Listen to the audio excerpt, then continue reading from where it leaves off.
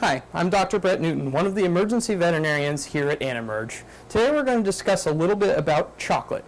Most of you know that chocolate is toxic to dogs. However, many of you may not know that different kinds of chocolate cause differing amounts of toxicity to dogs, and it's very dependent on the size of the dog and the dose of the chocolate received.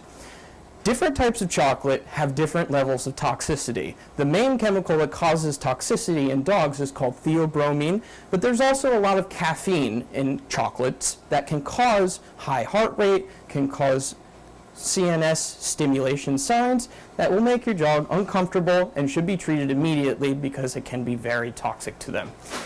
Milk chocolate, or Hershey's Kisses, Hershey's bars, has a lower toxic dose than most chocolates do.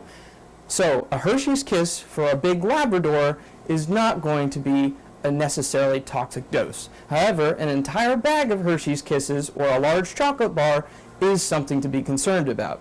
Now, semi-sweet chocolate, such as chocolate chips that you use in your cookies, and baking chocolate, as well as any kind of dark chocolate that has a high level of cocoa in it, also contains higher levels of the toxic chemical theobromine and higher levels of caffeine and other intoxicating chemicals that will cause issue to your dogs. So, if they get a hold of dark, semi-sweet baking chocolate or anything other than milk chocolate, or if they eat large volumes of the chocolates, it is an indication for them to seek veterinary care immediately. Now that you understand a little bit more about chocolate toxicity in dogs, it's important to note that this video is not a substitute for seeking veterinary care.